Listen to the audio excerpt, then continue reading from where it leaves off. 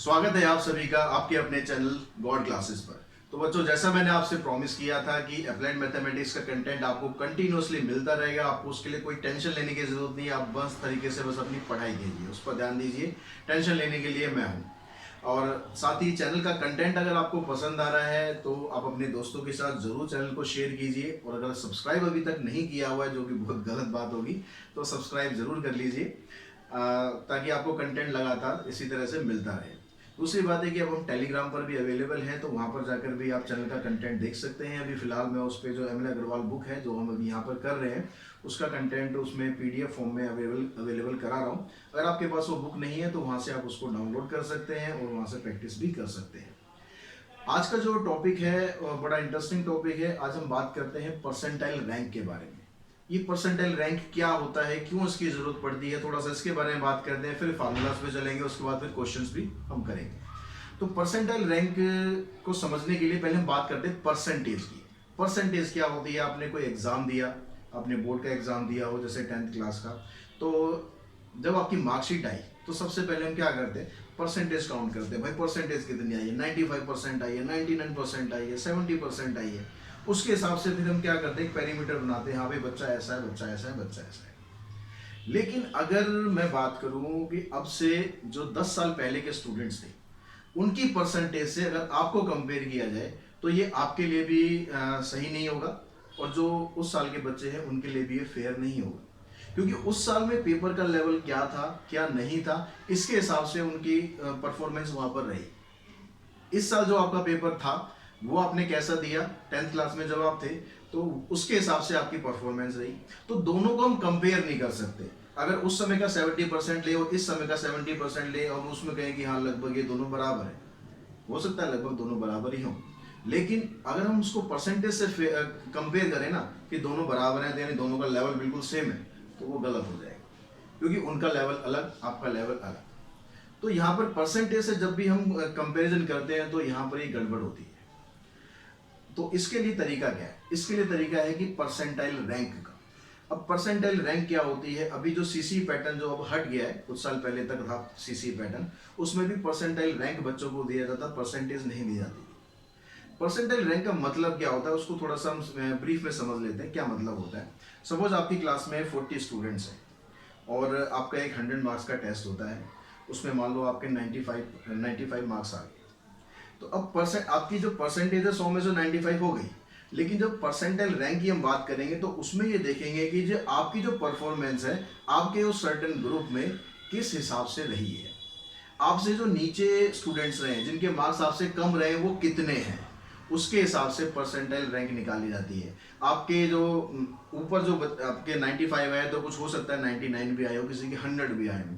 तो आपसे ऊपर कितने बच्चे हैं, आपसे नीचे कितने बच्चे हैं, इंक्लूडिंग आप, तो उसके हिसाब से जो रैंक किया जाता है वो होता है परसेंटाइल रैंक। अगर मान लो किसी का रैंक आ जाता है, परसेंटाइल रैंक आता है कि वो इसका रैंक आ गया 90% परसेंटाइल आ गया, तो 90 परसेंटाइल का मतलब ये हो गया कि जो भी हम बात कर रहे हैं, जिस मार्क्स की जो हम बात कर रहे हैं, आप और आपसे नीचे जो बच्चे हैं वो 90% है। ठीक है, उस ग्रुप में आपसे जो ऊपर जो बच्चे बच गए वो 10% बच्चे हैं।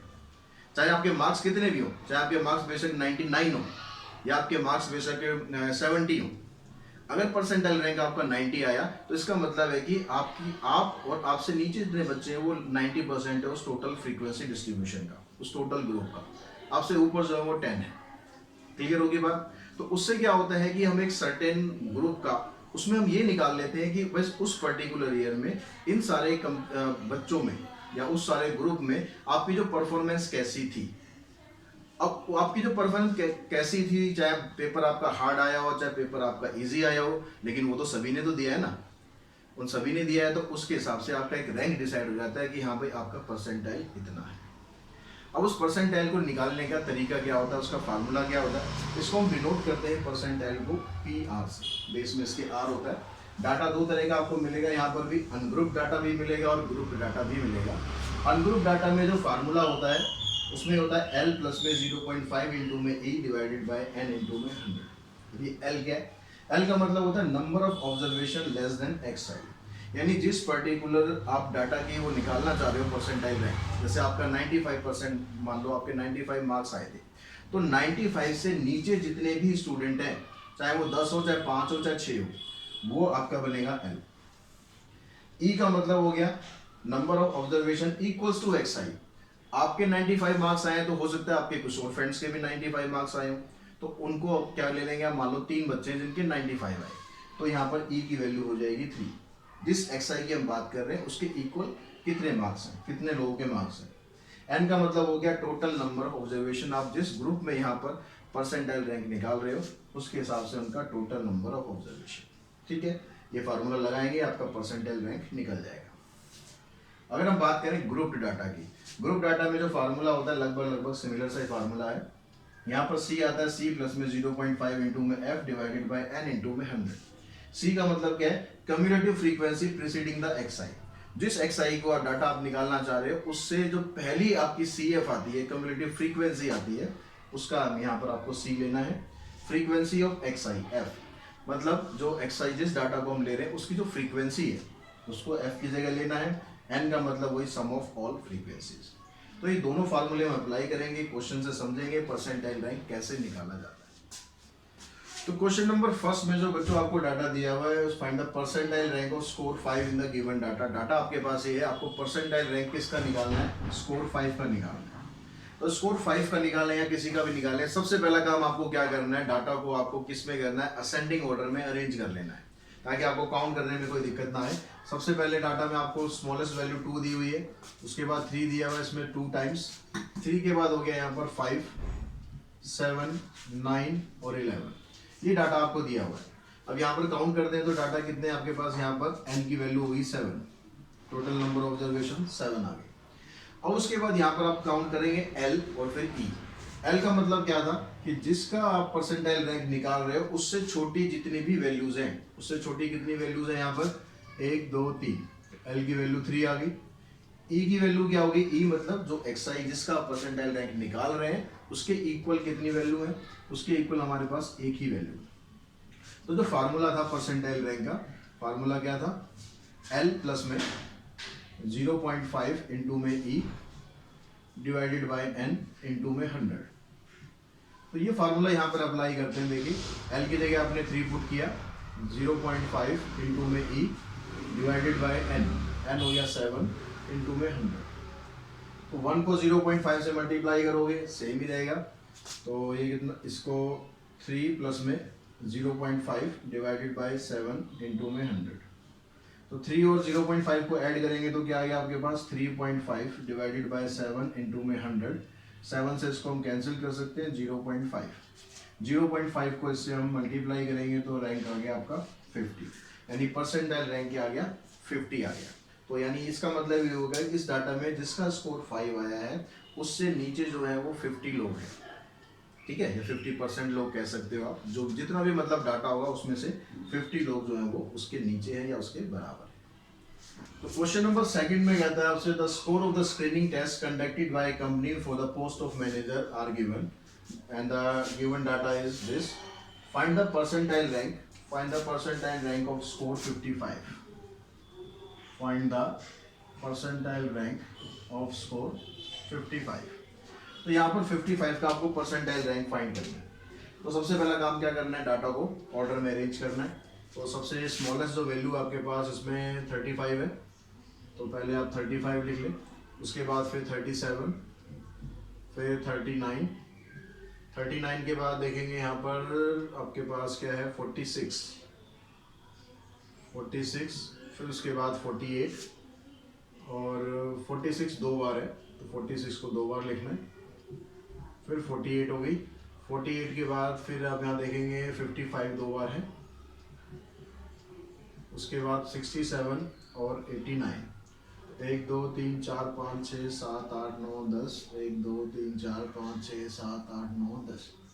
ठीक है, चेक जरूर कर लें, कई बार ऐसा होता है कि जल्दबाजी में डाटा जो है मिस हो जाता है, रीचेक कर लेंगे तो कंफर्म हो जाएगा कि हाँ सारा आपने लिख लिया। अब उसके बाद आपको फाइंड क्या करना है, तो n तो आपके पास 10 आ ही गया, l की वैल्यू फाइंड करते हैं। हमें किसका निकालना है, परसेंटाइल 55 का। तो 55 से जो स्मॉलेस्ट वैल्यू है 1 2 3 4 5 6 हो गई। e क्या हो गया इसमें, जो 55 के इक्वल है, तो दो वैल्यू है जो 55 के इक्वल है, तो सब कुछ आपके पास आ गया। परसेंटाइल रैंक का फार्मूला लगाते हैं। फार्मूला क्या था, L प्लस में 0.5 इंटू में E divided by N into में 100। तो यहाँ पर L की जगह आपने पुट कर दिया 6, 0.5 इंटू में 2 डिवाइडेड बाय 10 इंटू में 100। तो ये 10 की 0 तो इससे कैंसिल ही हो गई, ठीक है। अब यहाँ पर ये आ गया आपके पास 6 प्लस में 0.5 को 2 से मल्टीप्लाई करेंगे तो आ जाएगा 1 इंटू में 100। पहले इसको आपको सिंप्लीफाई करना है, पहले यहाँ 100 मत मल्टीप्लाई कर देना। तो 6 प्लस प्लस 7 और सॉरी यहाँ पर 10 ही है, तो 6 प्लस 1 7, 7 इंटू 10, ये आ जाएगा आपका परसेंटाइल रैंक इसका 70। उसके बाद जो क्वेश्चन है उसमें आपको कुछ डाटा नहीं दिया हुआ, स्टेटमेंट से आपको समझना है क्या क्या कहता है। 20 student are taking an exam, 20 जो स्टूडेंट्स हैं वो एग्जाम ले रहे हैं। A and B are 2 student among these students and both have ranking 10। A और बी 2 स्टूडेंट ऐसे हैं जो इन्हीं 20 स्टूडेंट में से हैं और उन दोनों की जो रैंकिंग है वो 10 है। दोनों की रैंकिंग 10 है, यानी जो कुछ भी मार्क्स आए हैं उनके, लेकिन अगर रैंकिंग के हिसाब से काउंट करते हैं तो दोनों 10वें नंबर पे आ रहे हैं। अब दोनों का 10वें नंबर पे आ रहे हैं तो उनसे पहले कितने स्टूडेंट हैं। अब क्योंकि उनकी रैंक अगर 10 है तो उनसे पहले 9 स्टूडेंट होने चाहिए, तो उनसे पहले 9 स्टूडेंट हो गए, मतलब आप इसकी परसेंटाइल रैंक निकालनी है किसकी, 10 की। तो उससे पहले कितने स्टूडेंट है, 9 स्टूडेंट है, तो L की वैल्यू आपको इसने दे दी 9। E कितना है, E क्या होता है कि जो XI की आप निकाल रहे हो परसेंटाइल रैंक उसके इक्वल कितने हैं, तो उसके इक्वल ये कह रहा है कि A और B दोनों ही हैं, दोनों की रैंकिंग 10 है, तो जो भी मार्क्स आए होंगे लेकिन उन दोनों के मार्क्स बराबर तो रहे होंगे, तो इसलिए E की वैल्यू 2 हो गई और टोटल स्टूडेंट यहाँ पर 20 है तो N की वैल्यू 20 हो गई। तो फिर से आप ये फार्मूला लगाएंगे, परसेंटाइल रैंक इसकी निकाल देंगे। L की जगह आपने पुट करा 9, 0.5 इंटू में 2 डिवाइडेड बाय N इंटू में 100। 20 से हम इसको काट देते हैं 5, इधर से आ गया 9 प्लस में 0.5 को 2 से मल्टीप्लाई करेंगे 1 आ जाएगा इंटू में 5, तो 9 प्लस 1 10, 10 इंटू में 5, यानी जो इनकी रैंकिंग है वो आ गई 50, इनकी परसेंटाइल रैंक आ गई 50। तो बच्चों क्वेश्चन नंबर 4 में डाटा आपको दिया हुआ है कि एक MCQ टेस्ट हो रहा है जिसके अंदर 40 स्टूडेंट पार्टिसिपेट कर रहे हैं और उसमें जो डाटा आपको यहाँ दिया हुआ है, टेस्ट स्कोर जो है आपके पास कितना है 23, 25 ये टेस्ट स्कोर है और इतने स्कोर को लाने वाले ये नंबर ऑफ स्टूडेंट है। तो आपको यहाँ पर टोटल जो है, टोटल स्टूडेंट कितने हैं 40 हैं। अब आपको इसमें परसेंटाइल रैंक निकालनी है, 3 पार्ट दिए हुए हैं, 39 की, 42 की और 45 की। तो 39 की पहले परसेंटाइल रैंक निकालते हैं। अब ग्रुप डाटा में परसेंटाइल रैंक निकालने के लिए सबसे पहले आपको क्या करना है, आपको CF इसकी निकाल लेनी है। तो CF जब आप इसकी निकालेंगे तो CF कैसे निकालते हैं, पहली वाली फ्रीक्वेंसी एज इट इज, इसमें अगली आप ऐड करेंगे, जैसे मीडियन वाले क्वेश्चंस में किए थे हमने, 11, 11 प्लस 3 14, 14 प्लस 5 19 और 2 21, 27, 34, 36, 39 और 40, टोटल मैच कर गया, यानी बिल्कुल ठीक जा रहे हैं। अब उसके बाद देखते हैं परसेंटाइल रैंक किसकी निकालनी है आपको। परसेंटाइल रैंक ऑफ इसकी पूछिए इसमें 39, तो 39 के हिसाब से जो इसका फार्मूला होता है, फार्मूला हम इसका लिख लेते हैं। परसेंटाइल रैंक का फार्मूला क्या होता है, यहाँ पर जो आपकी CF में, CF से हम डिनोट करते हैं C से, प्लस में 0.5 इंटू में F divided by N into में 100। तो अब हम बात कर रहे हैं पहले किसकी, 39 इसकी बात कर रहे हैं। अब जो CF होती है वो ये CF ये वाली नहीं लेते, इससे पहले वाली लेते हैं। तो इसमें जो C की वैल्यू है आपकी वो क्या आएगी 21, और जो फ्रीक्वेंसी होती है वो इसी की लेते हैं, F की वैल्यू होगी 6। अब उसमें फार्मूले में आप पुट करेंगे परसेंटाइल रैंक के में, C की जगह 21, 0.5 इंटू में 6 डिवाइडेड बाय 40 इंटू में 100। तो यहाँ पर आप इसको ऐड करेंगे, 0.5 को 6 से मल्टीप्लाई करेंगे 3 आएगा डिवाइडेड बाय 40 इंटू में 100। इसको सिंप्लीफाई कर देते हैं, 24 डिवाइडेड बाय 40 इंटू में 100, इससे कैंसिल हुआ, 4 6 24, आपका जो परसेंटाइल रैंक है इसमें आ गया 60। सेकंड पार्ट में आपसे परसेंटाइल रैंक पूछा जा रहा है किसका, 42 का। तो अब हम 42 के हिसाब से देखेंगे, इसके हिसाब से तो 42 के सामने जो CF आ रही है 36 है, लेकिन उससे पहले वाली लेनी है, तो C की वैल्यू होगी 34 और F की वैल्यू होगी कितनी, F की वैल्यू होगी 2।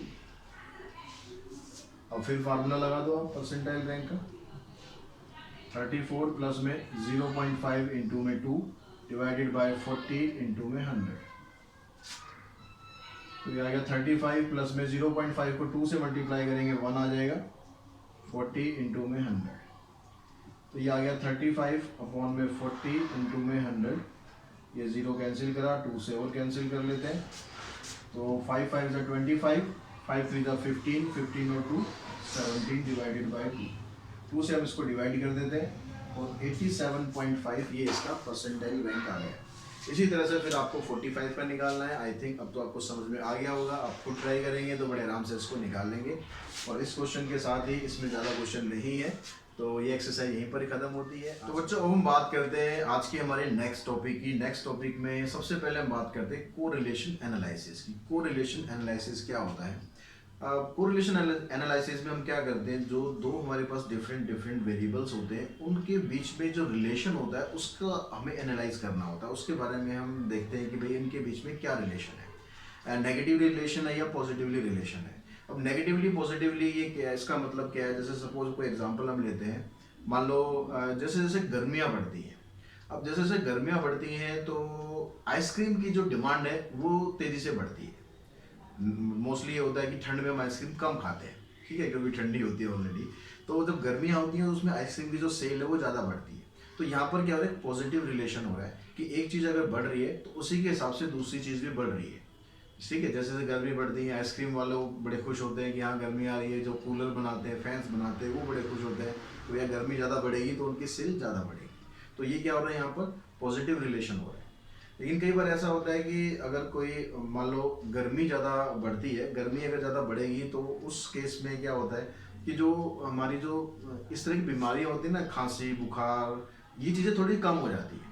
ये चीज़ें जब बरसात का मौसम होता है तब बढ़ती हैं, या ठंड में ज़्यादा ये लगती हैं, गर्मियों में एक कम होता है। तो वहाँ पर क्या होता है, उनमें डिक्रीज होना शुरू हो जाता है, गर्मियाँ बढ़ती हैं और इस तरह की बीमारियाँ कम हो जाती हैं। तो यहाँ पर क्या हो रहा है, उनके बीच में एक नेगेटिव रिलेशन बन रहा है, ठीक है। एक चीज़ बढ़ रही है, एक चीज़ घट रही है, तो नेगेटिव रिलेशन हो रहा है। दोनों अगर बढ़ रही है तो इसका मतलब वो पॉजिटिव रिलेशन आ रहा है। तो ये जो रिलेशन को जो हम एनालाइज करते हैं, इसको एनालाइज करने का एक तरीका होता है, उसको हम बोलते हैं covariance of x and y. Covariance हम फाइंड करते हैं। कोवेरिएंस एक्चुअली में क्या होता है, the mean of the product of deviations को x माइनस एक्स बार मतलब मीन, एंड y माइनस वाई बार। जो भी आपको डाटा दिया होता है, x और y दो वेरिएबल है, उनका जो डेविएशंस होता है, डेविएशन हम उसका निकालते हैं मीन के अकॉर्डिंग। मान लो सपोज आपके पास कोई डाटा है x, उसका आप मीन निकालेंगे तो मीन के अकॉर्डिंग हम उसका डेविएशन निकालते हैं, उसमें कितना चेंजेस हो रहे हैं। तो उनका जो प्रोडक्ट होता है उसके प्रोडक्ट को हम बोलते हैं कि कोवेरिएंस है, ठीक है। प्रोडक्ट निकालते हैं, प्रोडक्ट का मीन फाइंड करते हैं। मीन फाइंड करने के लिए क्या करेंगे, हम उसको नंबर ऑफ ऑब्जर्वेशन से डिवाइड करेंगे। तो इसलिए हमारा जो फार्मूला बनता है कोवेरिएंस का, वो ये फार्मूला बनता है x माइनस मीन इंटू में y minus y mean divided by n। इससे आप निकाल सकते हैं। या फिर अगर आपके पास x और y स्मॉल नंबर्स में है, ज़्यादा उसमें ज़्यादा वैल्यू बड़ी नहीं है, तो उस केस में आप क्या कर सकते हैं, x and y are small numbers में, तो उस केस में आप ये वाला फार्मूला अप्लाई कर सकते हैं, 1/n summation of x y minus 1/n summation of x into summation of y। लेकिन कई बार क्या होता है, डाटा आपके पास थोड़ा बड़ा होता है। डाटा जब बड़ा होता है तो इनको जब हम मल्टीप्लाई करते हैं तो वहाँ पर थोड़ा टाइम कंज्यूमिंग होता है। तो उस केस में हम क्या करेंगे, हम ये वाला फार्मूला अप्लाई करेंगे। इस फार्मूले में क्या करना है, पहले आपको u और v निकालने हैं। u और v क्या होता है, u का मतलब होता है आपको x में से a को माइनस करना है। अब ये a क्या आ गया, a का मतलब और b का मतलब क्या है, यहाँ पर एज्यूम मीन है। जो आपको x का एक डाटा दे रखा होगा, उस डाटा में से कोई एक मीन आप एज्यूम कर लेंगे। ऐसे जो y डाटा दे रखा है उसमें से एक b की जो एज्यूम मीन कर लेंगे। उन दोनों की हेल्प से आप u और v की वैल्यू निकाल लेंगे। इससे क्या होगा कि आपकी जो u और v की वैल्यू है वो थोड़ी छोटी हो जाएगी, और जब आप उसको मल्टीप्लाई करेंगे तो आपको ज़्यादा उसमें परेशानी नहीं होगी, कैलकुलेशन आपकी ज़्यादा बड़ी नहीं आएगी। फिर माइनस में 1/n करेंगे, summation of u summation of v। दोनों फार्मूले याद करने में देखो कोई दिक्कत नहीं है, दोनों लगभग सेम फार्मूला है। बस आपको ये ध्यान रखना है कि u कैसे निकालना है और v कैसे निकालना है। बाकी ये फार्मूला अप्लाई कर देंगे, सभी हम उसके क्वेश्चन करने वाले हैं, जिसमें आपको और क्लियर हो जाएगा कि ये फार्मूला आपको किस तरीके से अप्लाई करना है। तो स्टूडेंट्स एक्सरसाइज 13.7 का फर्स्ट क्वेश्चन करते हैं। इस फर्स्ट क्वेश्चन में आपसे पूछता है find covariance of between x and y। when sigma xi equals to 50, sigma yi equals to 30 and sigma xi yi equals to minus 115 and n equals to 10. तो जैसा हमने डिस्कस किया पहले कि जो कोवेरियंस का फार्मूला होता है, कोवेरियंस का फार्मूला क्या होगा, covariance of x and y इस तरीके से रिप्रेजेंट करना है 1 by n ब्रैकेट में summation of xi yi minus summation of xi into में समेशन ऑफ yi और डिवाइडेड बाय n आल्सो। तो ये फार्मूला आप यहाँ पर लगा देंगे, सब कुछ आपके पास है, बस यहाँ पर आपको वैल्यूज पुट करनी है। तो n की जगह यहाँ पर क्या आपके पास 10 है, समेशन ऑफ xi yi आपके पास minus 115 minus 1 by 10 into summation of xi 50 into में 30। यहाँ से इसको हमने कैंसिल कर दिया, क्या बचा आपके पास 1 बाय 10 माइनस 115 माइनस 50 को 3 से मल्टीप्लाई करेंगे आ जाएगा माइनस 150, यानी आपके पास आ गया ये 1 बाय 10 इंटू में माइनस, दोनों माइनस में है, ऐड कर देंगे साइन माइनस का ही रहेगा। तो ये आ गया आपके पास 5 6 और 1 और 1 आ गया 2। तो 265 को अगर आप 10 से डिवाइड करते हैं तो आ जाएगा माइनस 26.5, ये आपका आंसर आ जाएगा। अगर सेकंड क्वेश्चन की हम बात करें, सेकंड क्वेश्चन में भी आपको ऐसे ही सिग्मा xi दिया हुआ है, सिग्मा yi दिया हुआ है, लेकिन xi yi जैसे यहाँ था वो नहीं दिया हुआ है, n 10 दिया हुआ है, कोवेरियंस यहाँ भी फाइंड करना है। तो यहाँ पर ये जो चीज़ दी हुई है इसकी हेल्प से आपको क्या करना है, सिग्मा xi yi की वैल्यू, सिग्मा xi yi की वैल्यू निकालनी है। तो वो कैसे निकालेंगे, हम इन दोनों को कर लेते हैं मल्टीप्लाई। इस तरह से आपको दिया हुआ है sigma xi minus 10 yi minus 15 equals to में 60।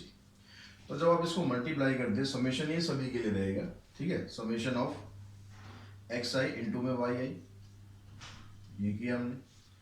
फिर उसके बाद xi को हम इससे मल्टीप्लाई करते हैं तो 15 कांस्टेंट है, तो 15 को तो आप आगे ले लेंगे, समेशन ऑफ xi। अब माइनस 10 को इससे मल्टीप्लाई करेंगे तो माइनस 10 समेशन ऑफ yi। अब माइनस 10 को माइनस 15 से मल्टीप्लाई करेंगे तो ये आ जाएगा 150। तो यहाँ पर अगर आप खाली लिखते हैं 150 क्योंकि कांस्टेंट टर्म में, तो ठीक नहीं है। क्यों ठीक नहीं है, क्योंकि ये समेशन एक सीरीज का समेशन है। अब इस सीरीज के अंदर कितनी टर्म्स हैं, n टर्म्स है, n कितनी टर्म है यहाँ पर 10, तो आपको इसको यहाँ पर अभी फिलहाल n लिख लेना, फिर हम इसकी वैल्यू पुट कर देंगे, ठीक है, क्योंकि ये दोनों कांस्टेंट टर्म है, मतलब इन दोनों का जो मल्टीप्लिकेशन है वो कितनी बार आ रहा है, वो n टाइम्स आ रहा है। तो इसलिए यहाँ पर 150 के साथ हमेशा n लगाना, इसको भूल मत जाना। अक्सर ये गलती हो जाती है कि जब हम ऐसे मल्टीप्लाई करते हैं सीरीज में तो 150 लिख देते हैं, n नहीं लगाते। क्लियर होगी बात। अब यहाँ पर आपके पास ये जो सिग्मा xi y है, इसकी तो वैल्यू हमें निकालनी है 15। सिग्मा xi की वैल्यू आपके पास कितनी है, 100 दी हुई है, या 100 पुट कर देंगे। सिग्मा yi की वैल्यू 140 है, ये पुट किया। यहाँ पर n की जगह आप कितना 10 दिया हुआ, 10 पुट कर दो, और इक्वल्स टू में क्या था इसके 60 दिया हुआ था। तो समेशन ऑफ xi yi यहाँ से आ गए 1500 माइनस 1400 प्लस 1500 इक्वल्स टू 60। ये कैंसिल हो जाएगा, इस 1400 को वहाँ पर आप ले जाके प्लस कर देंगे, तो सिग्मा xi की वैल्यू आ जाएगी 60 प्लस में 1400 यानी 1460। तो अब आपके पास सिग्मा xi yi की वैल्यू आ गई है। अब आपने यही फार्मूला लेना है, इस फार्मूले की हेल्प से आपने कोवेरियंस इसका फाइंड कर लिया। फार्मूला क्या है, 1 बाय n, n की वैल्यू यहाँ भी 10 है। सिग्मा xi yi हमने निकाला 1460, ये पुट कर देंगे, और सिग्मा xi आपके पास 100 है, तो माइनस 1 बाय 10 इंटू में 100, और yi की वैल्यू है 140। यहाँ पर फिर आप इसको कैंसिल कर दें, यह आ गया 1460 माइनस 1400, माइनस करेंगे इसको तो आपके पास ये आ गया 60। इससे इसको कैंसिल किया, आंसर आ गया आपका 6। तो क्वेश्चन नंबर 3 में आपको डाटा दिया हुआ, फाइंड इसका आपको कोवेरियंस फाइंड करना है। जो डाटा जो है ऑर्डर्ड पेयर की फॉर्म में दिया हुआ है, तो इसमें हम इसका दूसरा फार्मूला यूज करते हैं जो मीन वाला फार्मूला है। तीनों फार्मूला से मैं आपके कुछ को क्वेश्चन करा दूंगा, फिर आपको जैसा जिसमें कंफर्टेबल लगता है वो फार्मूला आप लगा सकते हैं। तो यहाँ पर जब आप मीन निकालेंगे x वाली टर्म्स का, तो अगर हम मीन निकालें x का, तो जो पहला जो कंपोनेंट होता है ऑर्डर्ड पेयर में, वो हमेशा क्या होता है, वो x की वैल्यू होती है। तो यहाँ से जो x की वैल्यू है आप ले लेंगे 1 + 2 + 3 + 4 5 6, 7, 8, 9 एंड 10। यानी इस पूरे ऑर्डर्ड पेयर में जो जो x की वैल्यू थी वो आपने यहाँ पर पुट कर लेनी है। और 10 ऑब्जर्वेशन है, 10 से डिवाइड कर देंगे, इन सब का सम करेंगे तो आ जाएगा 55 डिवाइडेड बाई 10, यानी मीन आ गया आपके पास 5.5। अब यहाँ पर जो y है उसका भी मीन निकाल लेते हैं। y मतलब जो बाद में आपको डाटा दिया हुआ है 5, 7, 9, 11, 10, 9, 8, 7, 6 और 5। ऑब्जर्वेशन तो यहाँ पर भी आपके पास 10 है, इन सब का अगर आप सम करते हैं तो सम आता है इसका 77, यानी ये मीन आ गया आपके पास 7.7। अब आपको क्या करना है, जितनी भी x और y की टर्म्स है उसमें से मीन को इनके माइनस करना है। तो हम इसको ऐसे कॉलम में लिख लेते हैं ताकि आपको आसानी रहे करने में। यहाँ x हो गया, यहाँ y हो गया, तो x आ गया 1, 2, 3, 4, 5, 6, 7, 8, 9, 10 और y है आपके पास 5, 7, 9, 11, 10, 9, 8, 7, 6 एंड 5। अब एक कॉलम बनाते हैं xi माइनस मीन का। अब xi माइनस मीन यानी xi में से आपको इस मीन को माइनस करते चलना है। तो 1 में से अगर 5.5 माइनस करोगे तो आ जाएगा -4.5, फिर 2 में से करेंगे तो -3.5, फिर -2.5, -1.5, -0.5। अब 6 में से उसको माइनस करेंगे तो 0.5, उसके बाद फिर 0.5 के बाद 1.5, 2.5, 3.5 एंड 4.5। अब उसके बाद क्या करना है आपको, y माइनस वाई मीन ये निकाल लेना है। अब ये दोनों निकालने के बाद 5 में से इसको माइनस करते हैं तो इसमें से इसको माइनस करेंगे आ जाएगा -2.7, फिर 7 में से इसको माइनस करेंगे तो -0.7, 9 में से इसको माइनस करेंगे तो आ जाएगा 1.3 और 11 में से माइनस करेंगे तो आ जाएगा 3.3, 10 में से माइनस करेंगे 2.3, 9 में से इसको माइनस करेंगे तो 1.3, 8 में से माइनस करेंगे तो 0.3, 7 में से माइनस करेंगे तो -0.7 और फिर 6 में से माइनस करेंगे -1.7 और ये आ जाएगा -2.7। ठीक है, अब ये आपके पास दोनों डाटा आ गए। अब एक कॉलम और बनाना है। कॉलम क्या होगा, xi माइनस मीन इनटू में yi माइनस मीन। तो इनको हम मल्टीप्लाई करेंगे, 4.5 को 2.7 से मल्टीप्लाई करेंगे तो आ जाएगा 12.15। ये भी माइनस है, ये भी माइनस है, प्लस हो जाएगा। उसके बाद मल्टीप्लाई करेंगे आ जाएगा 2.45, ये भी प्लस हो गया। फिर 13 से इसको मल्टीप्लाई करेंगे ये आ जाएगा -3.25, क्योंकि एक टर्म माइनस में एक प्लस में है तो माइनस आएगा, ये भी माइनस में आएगा।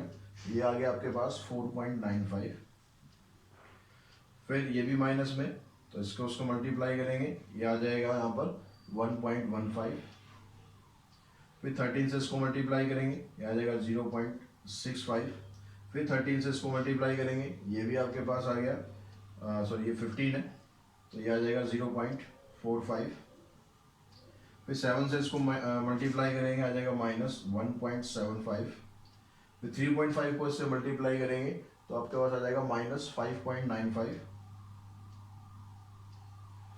और फिर लास्ट में आ जाएगा -12.15।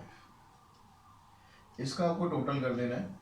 इसका टोटल आपके पास आ रहा है -13.50।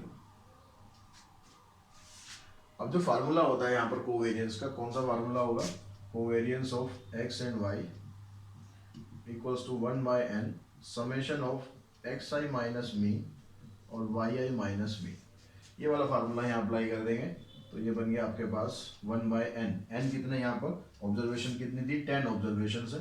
सिग्मा xi yi क्या है हमारे पास -13.50, वो यहाँ पर आप पुट कर देंगे -13.5 ही लिख दें, लास्ट में 0 लिखो या ना लिखो।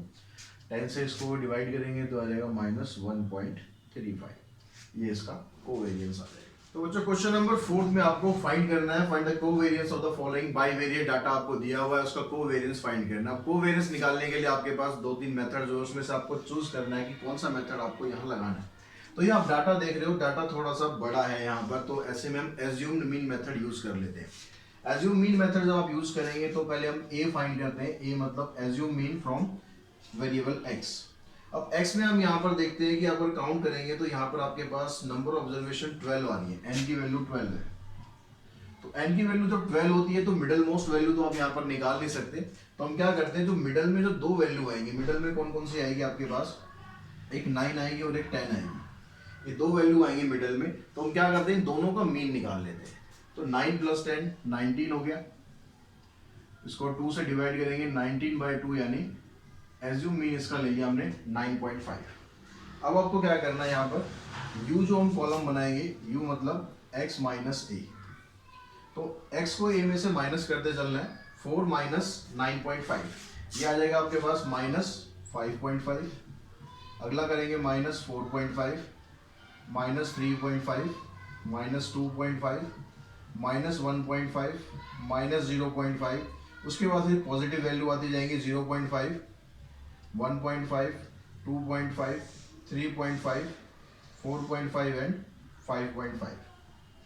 तो ये कॉलम आपके पास एक u बन गया। अब एक कॉलम बनाना है हमें v, उसके लिए हम क्या करते हैं, जो y आपके पास डाटा दिया हुआ है, वेरिएबल दिया हुआ है, उसका एज्यूम मीन निकाल लेते हैं। तो उसमें भी आप ऐसे ही करते हैं, जो मिडिल मोस्ट वैल्यू है 48 और 42, इन दोनों का आप सम कर लें और इसको 2 से डिवाइड किया हमने, 8 और 2 10, 4 + 4 8 और 9, तो ये आ गया आपके पास 45। तो b की जो वैल्यू है, b की वैल्यू हो जाएगी y - b।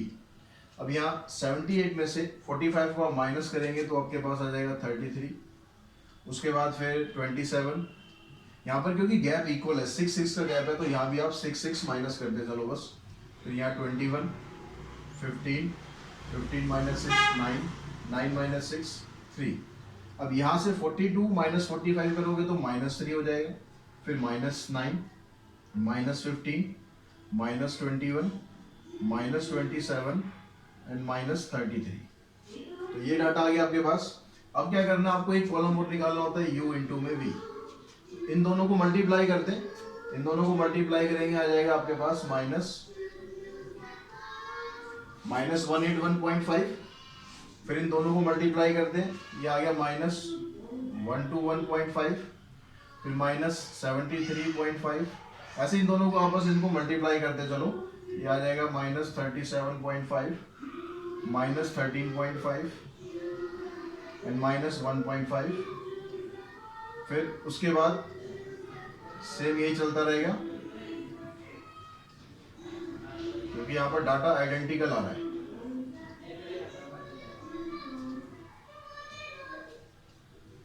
ये आ गया, इसका टोटल कर लेते हैं। इसका टोटल आप करेंगे तो ये आ जाएगा आपके पास -858। ठीक है।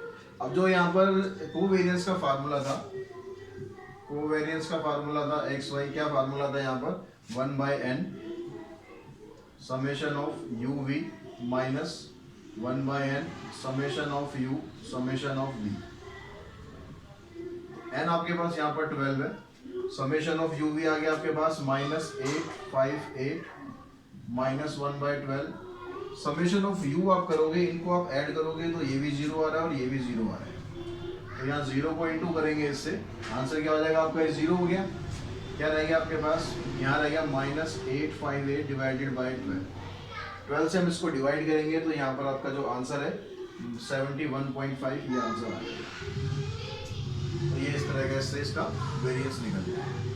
क्वेश्चन नंबर 5 में कहता है calculate the covariance of the observations this using assume means a = 13 b = 12। तो यहाँ तो आपको कोई टेंशन नहीं है, आपको उसने बता ही दिया कि एज्यूम मीन आपको यूज करने हैं। तो यहाँ पर हम x और y दो कॉलम बना लेते हैं। x में जो x वाला कंपोनेंट है ऑर्डर्ड पेयर में, वो लिखते हैं 3, 6, 9, 12, 15, 18 के बाद 21, फिर 24।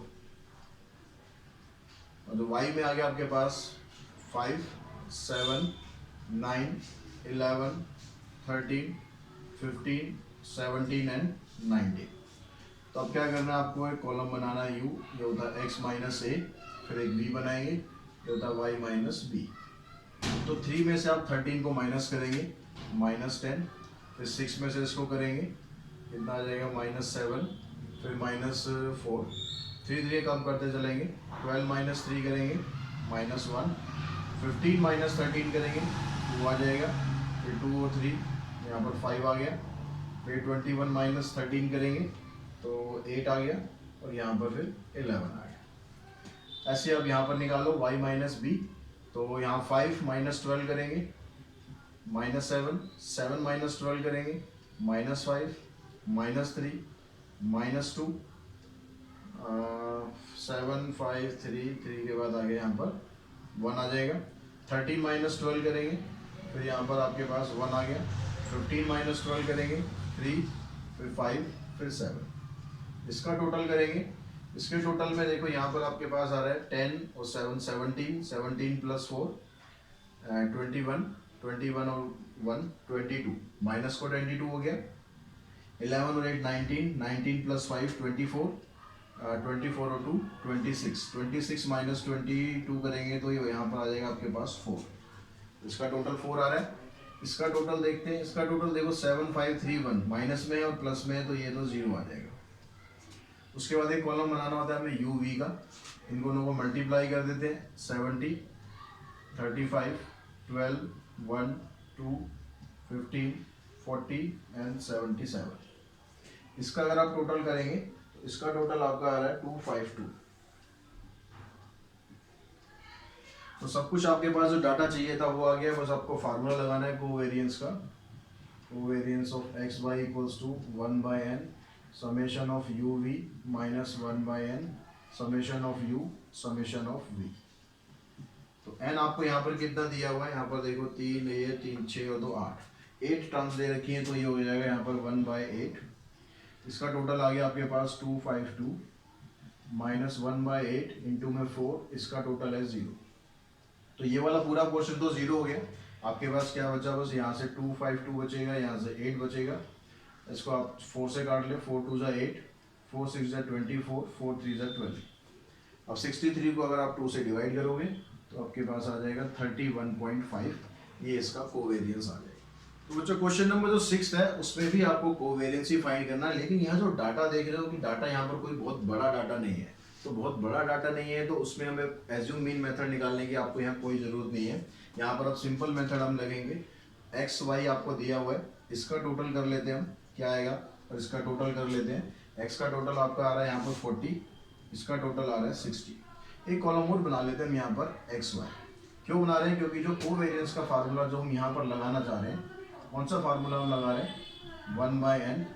उसके बाद यहाँ पर समेशन ऑफ एक्स वाई है, summation of x y minus 1/n summation of x summation of Y.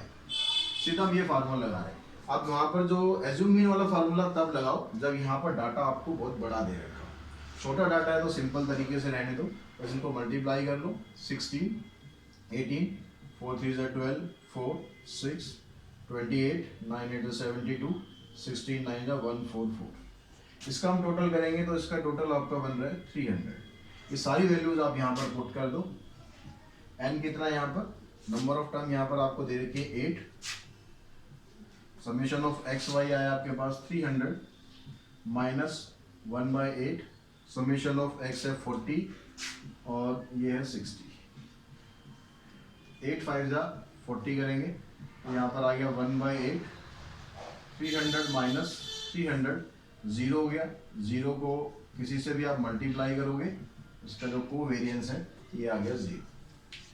तो इस तरह से इस क्वेश्चन के साथ हम ये एक्सरसाइज भी फिनिश कर लेते हैं। इस वीडियो में हमने 2 एक्सरसाइज फिनिश करी, 13.6, 13.7, और उम्मीद है कि आप सबको समझ में आ रहा होगा। समझ में आ रहा है तो ज़रूर चैनल को अपने दोस्तों के साथ शेयर कीजिए। आज के वीडियो में इतना ही। Thanks to all.